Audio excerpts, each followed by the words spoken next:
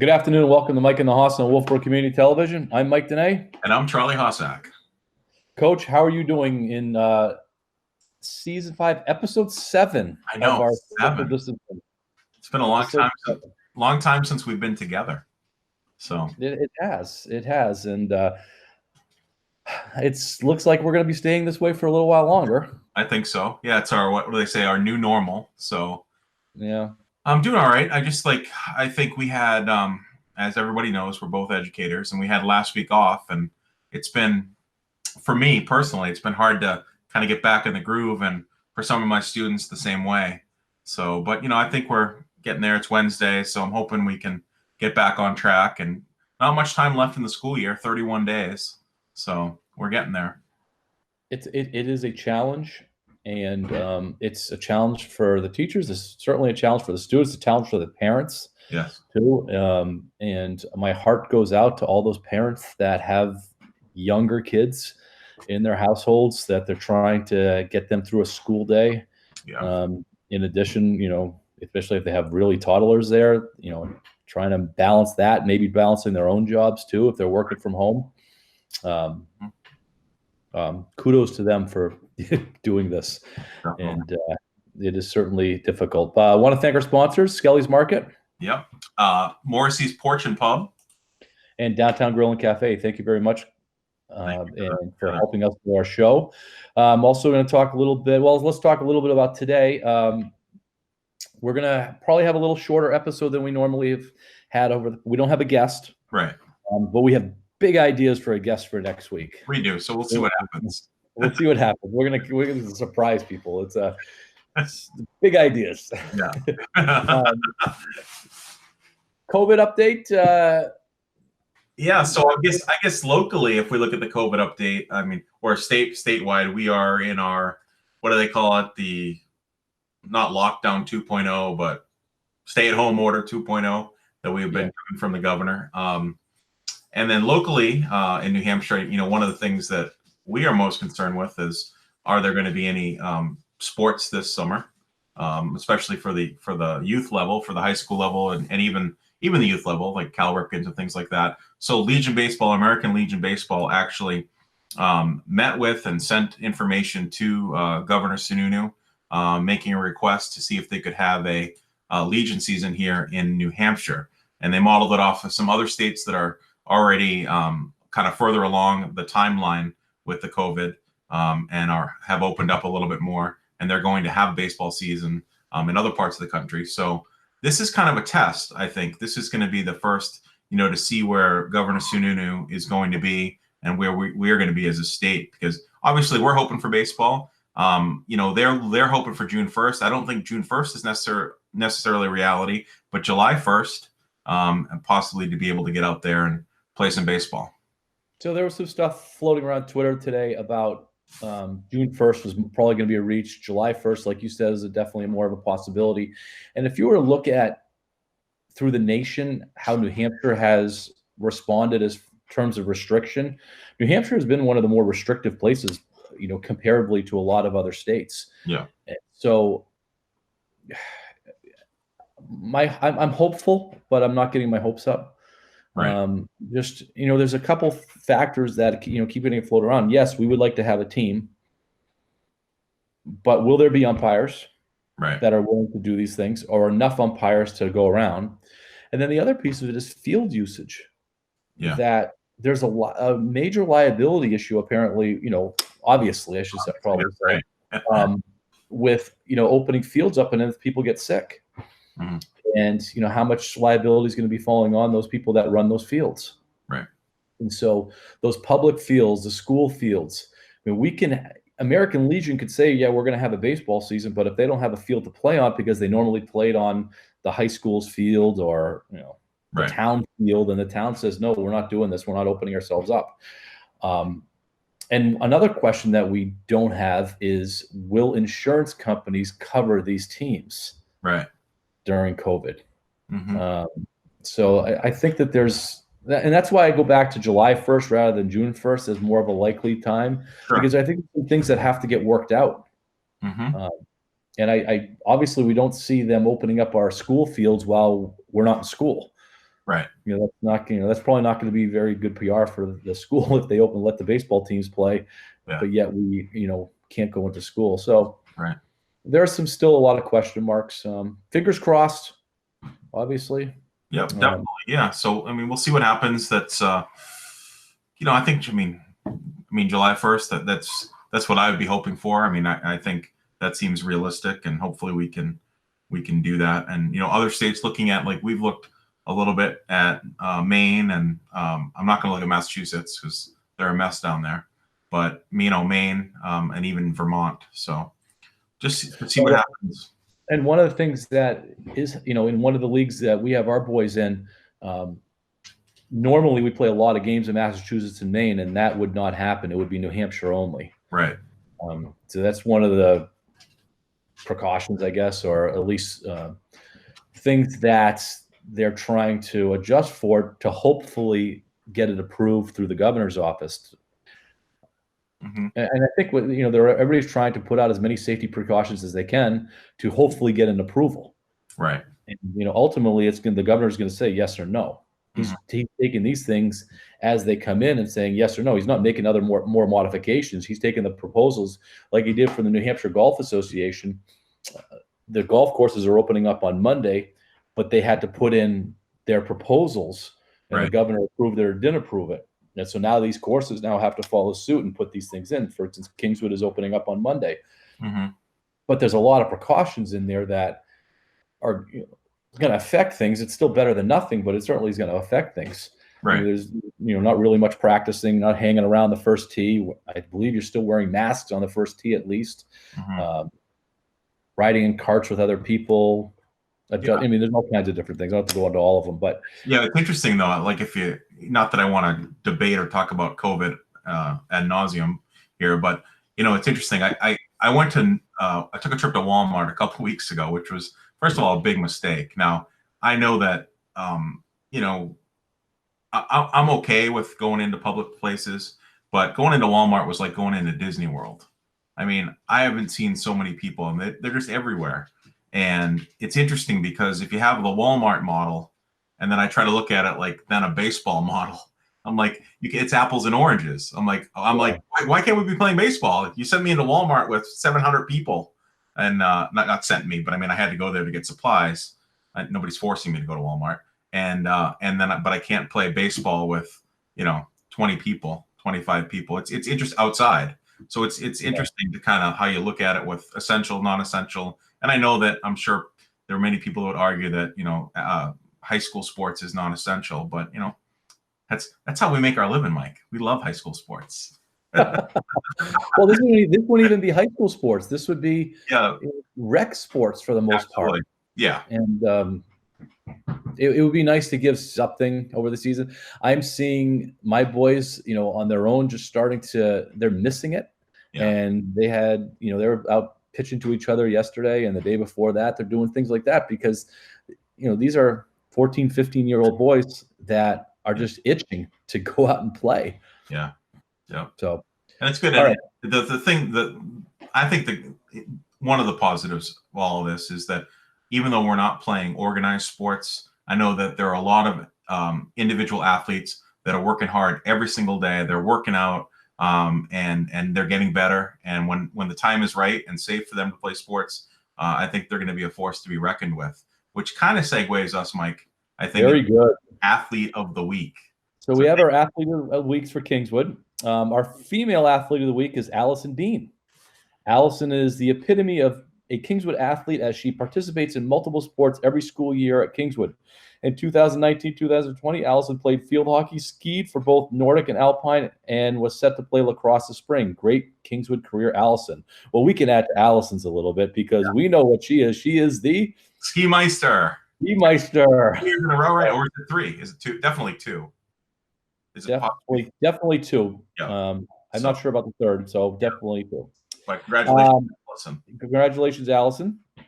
And our male athlete of the week is Bailey Savage. Bailey consistently leads by example as a captain for the boys lacrosse team.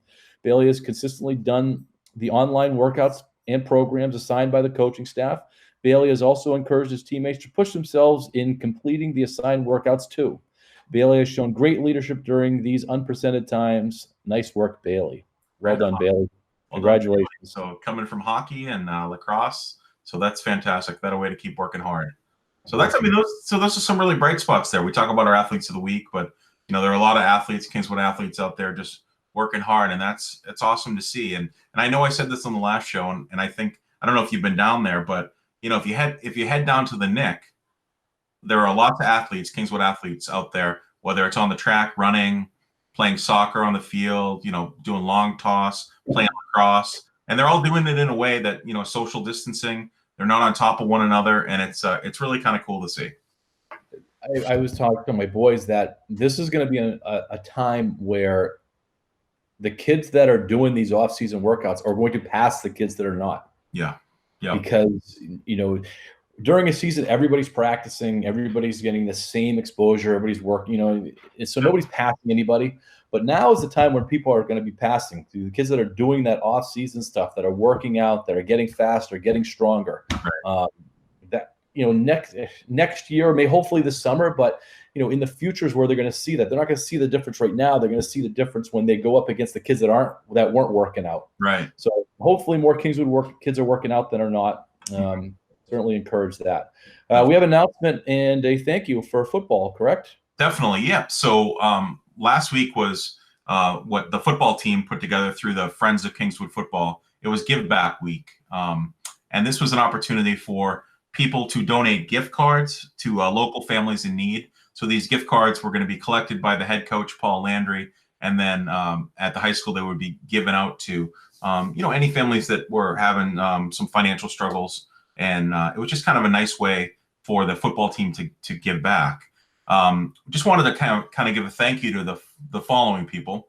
We have Tim Carvella, Steve Mello, Nancy Runnels, or the Runnels family, the Hotchkiss family, the Landry family, Deb and Chip Skelly, the Bayside Grill and Tavern, the Full Belly Deli, Seven Sons, and many more anonymous donations were given. So they raised well over a few $100s, and that's great just to be able to give back to the community. And we wanted our viewers to know that if you're still interested in helping out our local community by buying a gift card at a local restaurant or a local store, to go ahead and get that information to Paul Landry, the head football coach. And I'm sure that Timothy later on might be able to get that information up as to where you can mail that gift card. So not only does that help families in need, that also helps our local businesses. We talk about that all the time, shop local and support them. So a lot of people went and purchased, gift cards from our local restaurants and stores,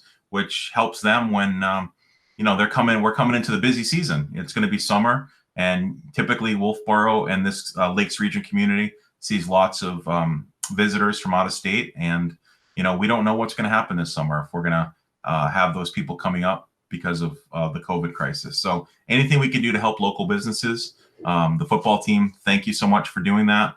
And then obviously our viewers, we continue to support our local businesses, especially our sponsors. All right. Nice job, Charlie. So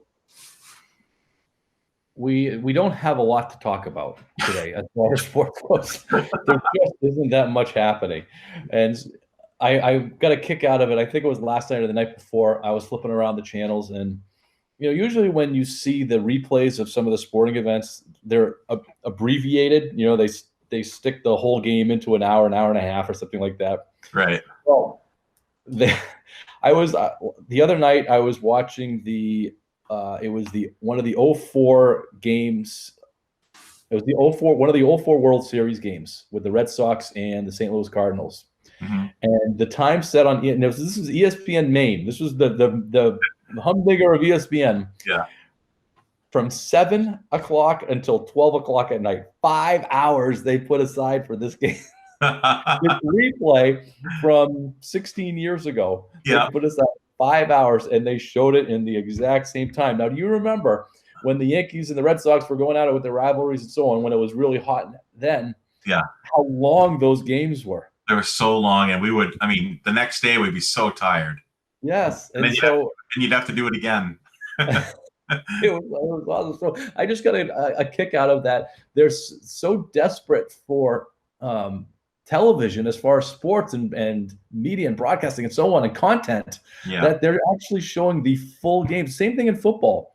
If you go look at one of these replays for football games, it's 8 o'clock until 11:30 at night is this running the same time slot that it would have been, rather than the hour window that they used to stretch it all in. You're getting everything. You're getting commentary. You're getting commercials. You're getting like it happened yesterday. It's amazing.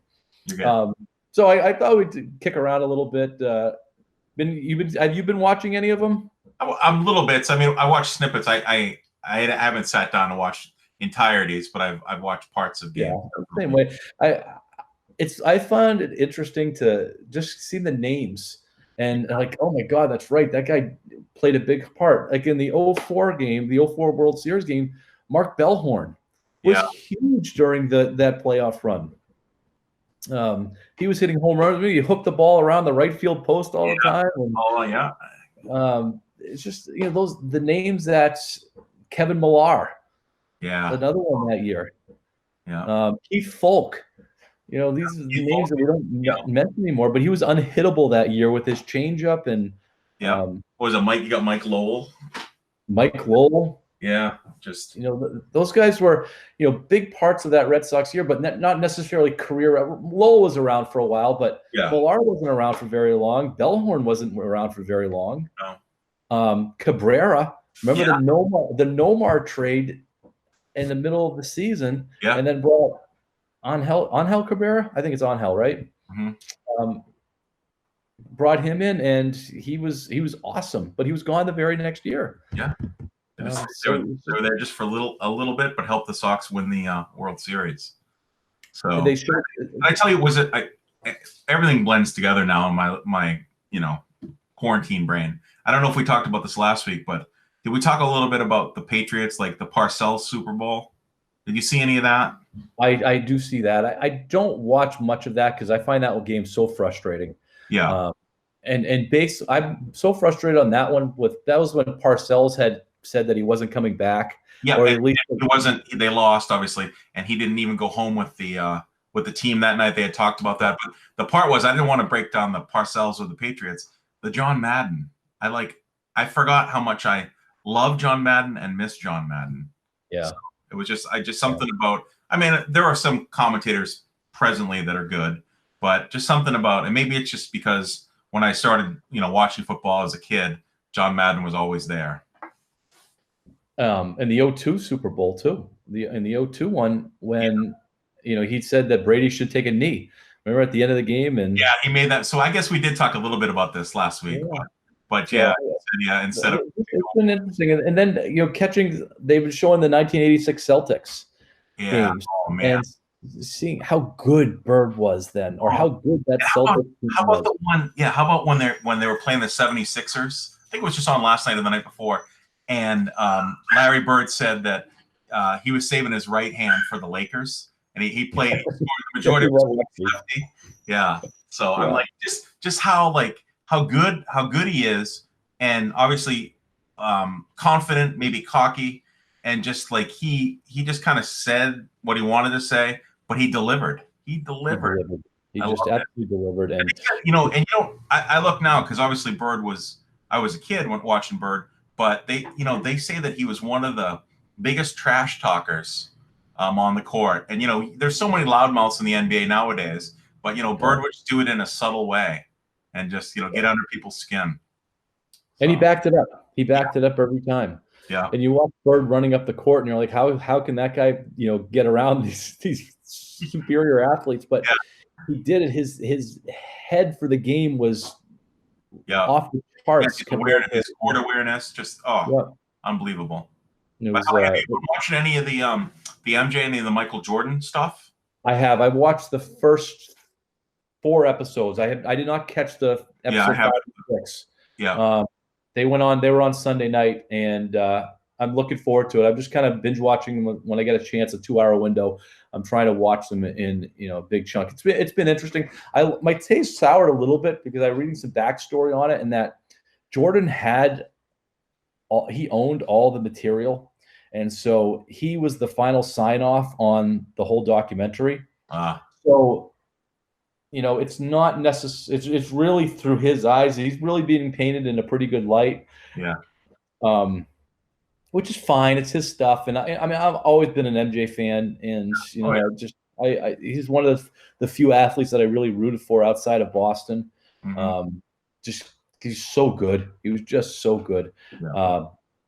and I mean, he's really a true winner. The guy just wins, I know. and he brought everybody up. And he he comes off like kind of a jerk in this thing, but it's a jerk in a way that he's pushing his teammates and he's pushing everybody along. Mhm.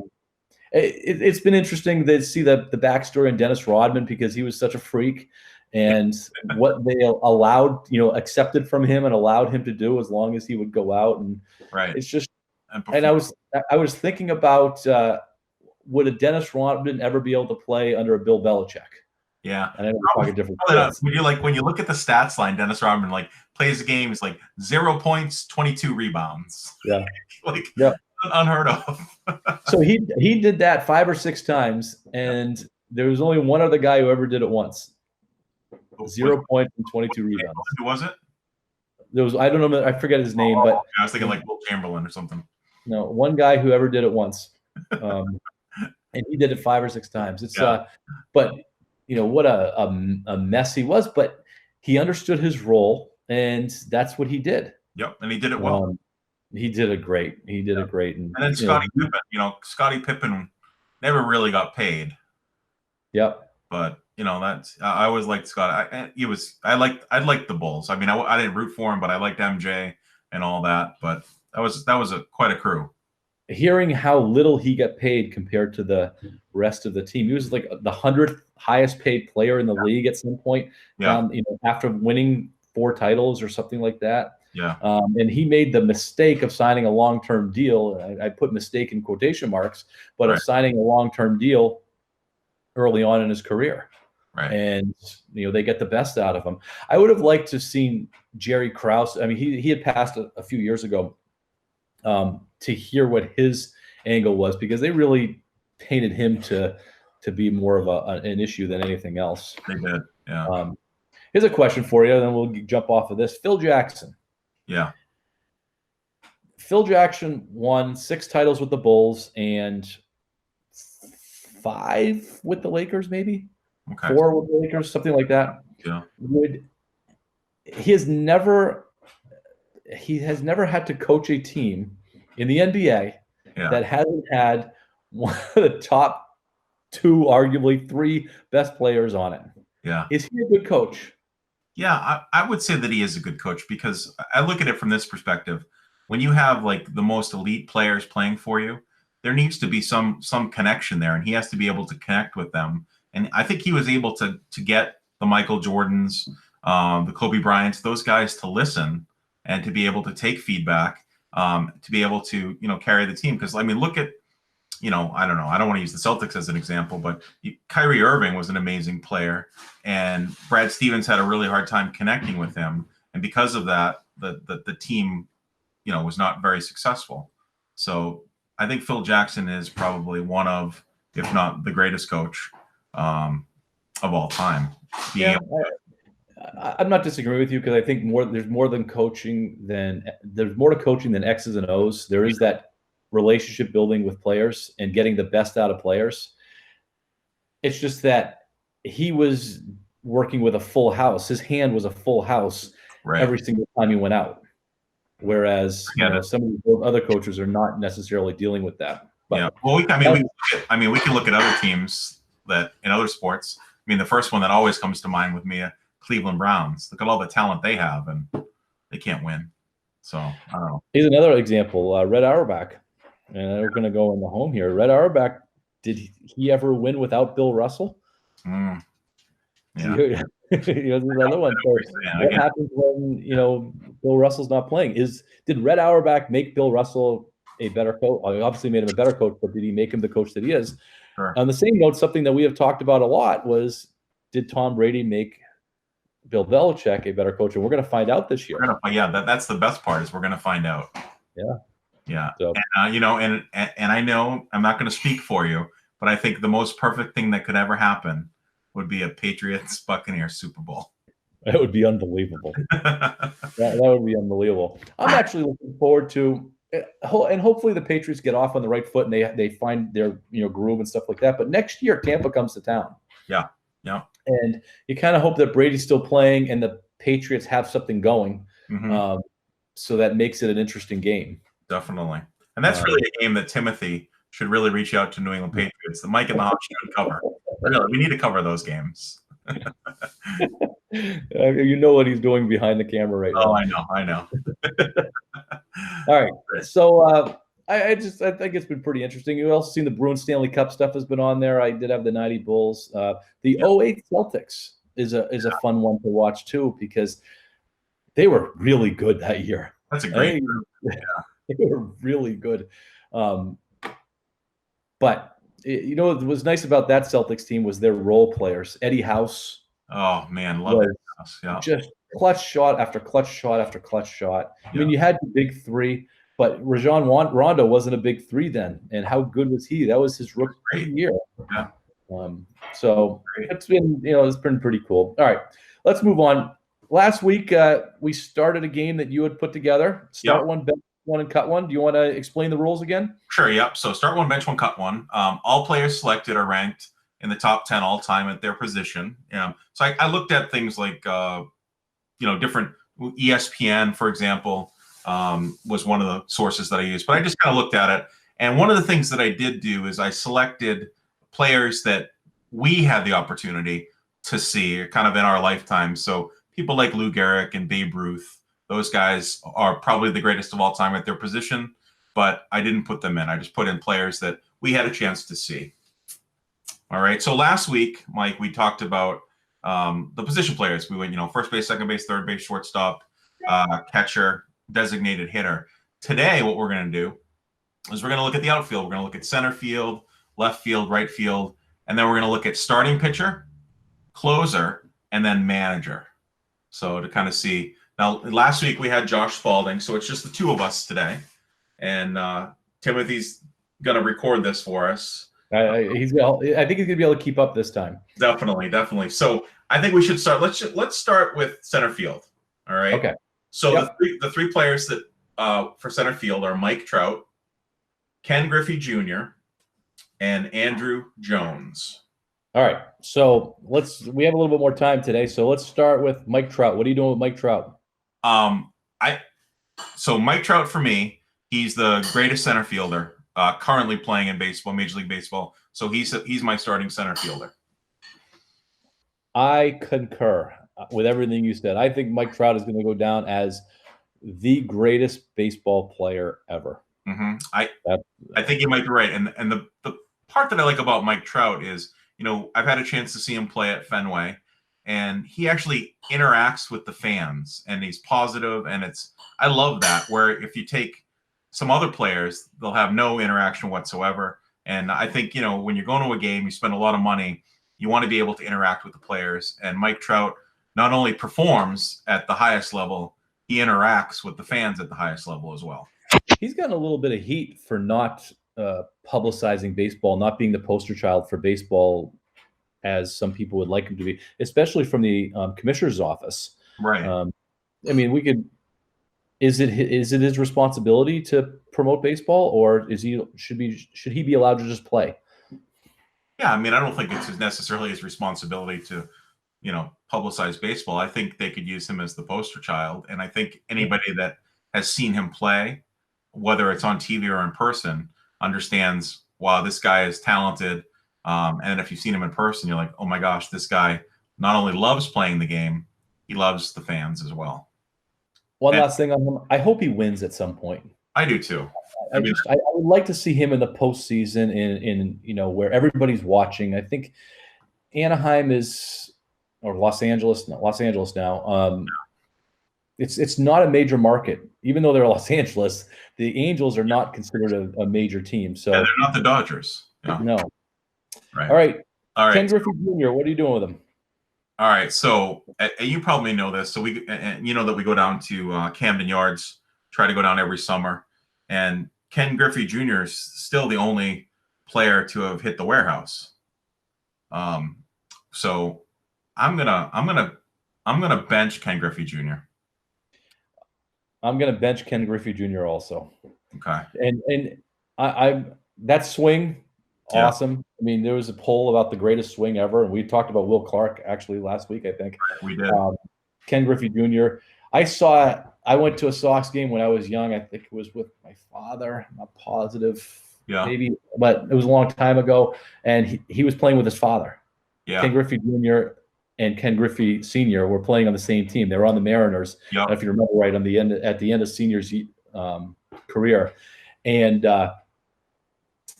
there was a relief pitcher. There was a pitching change. Yep. And we were pretty close to the field, and we were pretty close to the on-deck batting circle. And so, the pitcher comes in, and most batters are looking at the pitcher, trying to time their swing and so on, that kind of stuff. Wasn't even paying attention to him. Not paying attention to him at all. And he was 19 at the time. Yeah. And just casually got up there and just ripped. First pitch he saw, ripped it into center field. Wow. And it was just a natural swing, a natural baseball player. Really pretty awesome and dynamite. Now I think they're the only father-son duo in Major League Baseball that hit back-to-back home runs. I believe you are right. Yeah, which is pretty amazing.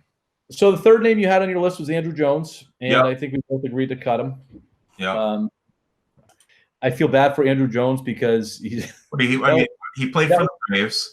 Just so you know, Timothy's over here trying to change the spelling of Andrew, but that's his real spelling. It's Andruw. So, but he's a great baseball player. Yeah, but I think it's pretty tough. That's tough company to break through. You're talking probably, the top 5 center fielders who ever played the game. Yeah, absolutely. All right, left field. So we have Carly Yastrzemski, Ricky Henderson, and Manny Ramirez. And before we vote, you know that Manny is trying to make a comeback. I don't think you've heard about that, right? Yeah. Manny is he is 49 years old, and he's trying to make a comeback. Not for obviously the MLB, but some league. So yeah. There's just so many interesting. You don't seem overly excited about that. No, I'm done with Manny. Manny being Manny. Okay, all right. I'll go first here. I'll say all three of them. I'm going to start Ricky Henderson. Okay. I'm going to bench Manny Ramirez. Yeah. And I'm going to cut Carly Yastrzemski, and I feel terrible saying that. I actually got I played baseball at Merrimack College. Carly Yastrzemski went to Merrimack College. Okay. And when I was there, he donated some money to Merrimack for a baseball scholarship, and I was the first recipient of the Carly Yastrzemski scholarship, and I just cut him off my team. Oh my gosh. You're gonna have to repay that, Mike. I hope he doesn't reach out. I hope not. Well, here's my Yaz story. So you know that I grew up in Peabody, and Yaz lived over in Linfield, and we would drive by where Yaz lived, and he would be out there like on a Sunday if they didn't have a game, mowing his own lawn, which was like so amazing. He'd have a little ride on mower, and we'd drive by, and you'd yell Yaz, and he'd wave, and it's just like you wouldn't see that today. One of the best baseball players of all time doing that. With a cigarette hanging out of his mouth at the same time. Well, I didn't see that. I was just a kid, and I was super excited to be able to see Carl. Different time. It was a different time. Yeah. Okay, so I'm going to pick so as you know, I went to high school in California. I got to see Ricky Henderson live. We would sit out in the bleachers in left field at Oakland. And so Ricky Henderson is going to start. Just first of all, his speed in the outfield, you would think the ball was going to drop and he would make a great play. And of course, we all know about how well he steals bases. So the other piece, let's see, I guess I'll go ahead. I'm gonna cut Yaz because Manny is there's something special about Manny. So Manny will be on my on the bench. That's one of the greatest right-handed swings ever, Manny Ramirez. And I know I'm done with Manny but when he first joined the Red Sox, it was just absolutely dynamite. Yeah. Absolute dynamite. It was so exciting and just ripped the ball. I was able to go to his first game at Fenway as a member of the Red Sox, and he had a home run in that first game, and it just ripped it. And then, he got loose as he got, the older he got as far as his career goes, and the hair went out and the water bottle in the back pocket and going into the Green Monster. I mean, he really became more of a character, but you forget how just a pure hitter he was. Right. Very good. All right. So let's go to right field. Yep. All right. So we have Reggie Jackson, Tony Gwynn, and Ichiro Suzuki. Reggie Jackson, Tony Gwynn, and Ichiro Suzuki. Why don't you go first? All right. So I am going to start. I'm going to start Mr. October, right? Reggie Jackson. Yep. I'm going to. This pains me, but I'm going to cut Tony Gwynn and bench Ichiro Suzuki.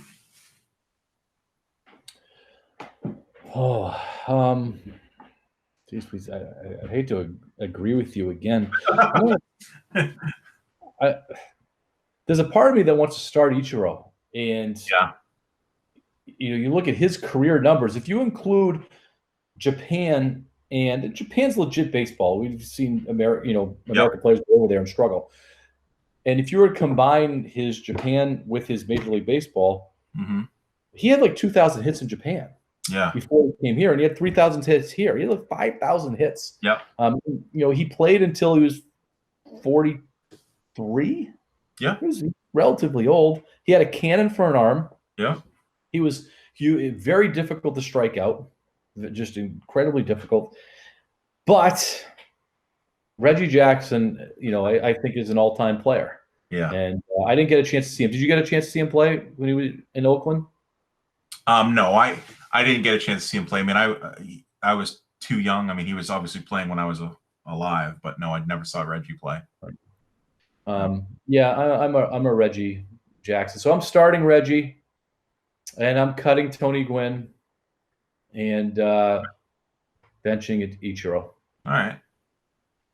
So far we're on the same. I know, this is weird. Kind of weird.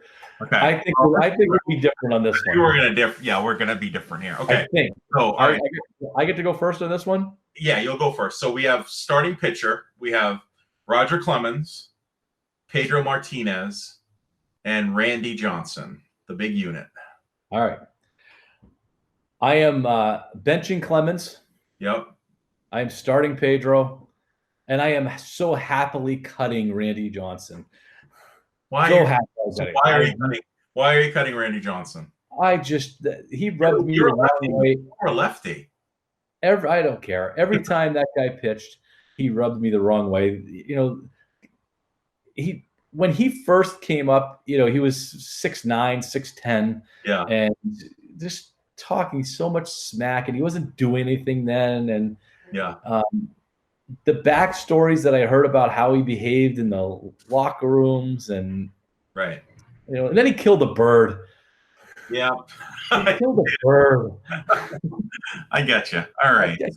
I mean, he was still a pretty nasty pitcher, but he was nasty. But Pedro was, to me, that stint from 98 to 03, give or take, maybe even 04 a little bit, it was at the height of the steroid era, and he put up numbers that nobody has ever put up as far as ERA and strikeouts and walks, and and he threw the ball hard, but he was able to, when he stopped throwing the ball real hard, like we watched the game the other night in the 04 game, he was 92, 93 tops, but that changeup was just absolute death. It was absolute death, and he was a character, and he's going to plunk Babe. Babe talked about Babe Ruth and respecting the game, and says, have him step in the box, I'll plunk him in the butt too. There was such attitude there that was just so awesome. So I'm a Pedro fan all the way. Clemens, the steroid era really, or the steroid stigma with him really certainly affected. He didn't need it. It probably bought him a few more years, but it does tarnish Clemens's. It does. So unfortunately, I'm not going to differ from you but you already hit the nail on the head. Roger Clemens would have started for me, except the asterisk of the steroids. And that was unfortunate because I thought Roger Clemens was, the most dominant pitcher that I had ever seen play the game. And I got to see Clemens pitch a few times. I did see Martinez pitch a few times. Love Martinez, so Martinez is going to start for me. And then Randy Johnson, I did get a chance to see him, and I don't know a whole lot of the backstories that you were saying, but I'm still a Randy Johnson fan, but he is cut. Okay. All right, closers. Here we go. All right, we have Dennis Eckersley, Mariano Rivera, and Rich Goose Gossage. All right, I think you're up. All right, so for closers, and nothing against Mariano Rivera because he was obviously dominant, Hall of Famer, but it's still the bad taste in my mouth because he was a Yankee. And the fact that I had an opportunity to see Eckersley pitch as a starting pitcher in Boston and be a closer in Oakland, Eckersley is going to be starting for me. He's coming in to close. And then Rivera would be on my bench. And then I'm going to cut Goose. Okay. I just want to remind you that Reggie Jackson was a Yankee also, and you started him. So I just want to throw that out there. I understand that, but I don't have, I see Reggie more of as an athletic. Okay. We are going to differ. I am going to bench Dennis Eckersley. Okay. I am starting Mariano Rivera. Oh, is it a Kirk Gibson thing? Is that why? Yeah. No, it was a couple reasons why. First of all, I think what he did over the long stretch that he did it, and he did it with one pitch. And I think that's what is amazing. His cutter was so unhittable that everybody knew it was coming. Yeah. And he still was able to get guys out with that thing on a regular basis. He broke so many bats. Yeah. And then I was at, used to be 05. After the 04 season, I went to opening day in 05 where they did the rings and all that kind of stuff. And they played the Yankees. I don't know if you remember. They played the Yankees. And Mariano Rivera got a standing ovation from the Red Sox fans because he blew the lead in Game 4 of the ALCS. He got a standing ovation. It was in jest, it was that kind of a thing. And he tipped his cap. He took his cap off and waved it to the Red Sox fan. Completely classy move. Yeah. And it was good humor, and he understood the moment. And I think that's what I'd say about Mariano Rivera is that he always understood the moment. He never made it about himself. Yeah. And I'm a Red Sox fan as much as anybody else, and I dislike the Yankees as much as anybody else. But that guy was classy. Yeah. He was just classy. So, and smooth, just incredibly smooth. And then so I'm going to cut Goose Gossage. Gotcha. All right. I know we got to get moving, but just going back to it, obviously I like Rivera, but also with Eckersley as well. Not only was he a starter, a closer, I think he's one heck of a commentator as well. So I'm just a big Eck fan. I'm drinking the Kool-Aid. So, Okay. All right, here we go. Manager, Tony La Russa, Joe Torre, Sparky Anderson. I guess I'm up, aren't I? Yeah. All right. So this is a tough one. So Joe Torre won, made his mark with the Yankees. Right. He's certainly, and he's kind of like the Phil Jackson of baseball. He had a lot of talent on those teams. Yeah. And he brought the best out of them. Tony La Russa has won over certainly a long period of time. He won in Oakland, and he won in St. Louis. Yep. You could make the argument that he didn't win enough in Oakland with the talent that he had. Yeah. Those Oakland teams, and he lost. He had the Bash brothers. Yeah, and he lost 2 out of 3 World Series, if I get that right. I think so. Yeah. They won 1. They lost 2 out of 3. Yeah. And Sparky Anderson won also with 2 teams. He won with Detroit. Yeah. And he won with Cincinnati. Yeah. That's a tough one. So I'm going to start Tony La Russa, and I'm going to bench Sparky Anderson, and I'm going to cut Joe Torre because he never did anything elsewhere. Okay. All right. So I'm going to start Tony La Russa. Got a chance to see him in Oakland. I'm going to cut Joe Torre. He's going to be cut. and then I will keep Sparky Anderson. We agree again. We did agree. Okay. Maybe we'll have to come up with some different topics so we can disagree. Well, I think you did a good job with this, Charlie. Good name choices, and thanks. Thank you for that. I enjoyed that. We said we were going to do a half-hour show. We were actually close to an hour. I know. I can't believe that. I give credit to your game. Thank you. It was fun. We'll have to do this. Maybe we'll do this with other sports in the future. I think basketball would be a good one to do it with. Yeah. So if you want to put together a list for basketball, especially if our big deal guest doesn't come next week, maybe we can do that. Yeah. All right. Let's wrap things up. I want to thank our sponsors again. Morrissey's Porch and Pub. Yep. Sorry. That was a little delay. Skelly's Market. And Downtown Grill and Cafe. Yep. And let's not forget to thank our producer, Timothy Goodwin.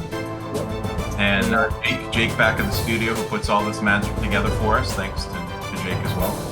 Thank you to Jake. And we'll keep our fingers crossed that things move a little bit, more positively as far as opening things back up and the sports season for the kids. Congratulations to our athletes of the week. Yep. And keep working hard. Definitely. All right. I don't have anything else. Do you? I don't have anything else. So all right. Tap them out. All right. Well, go Knights. Go Knights. We'll see you guys next week. Bye.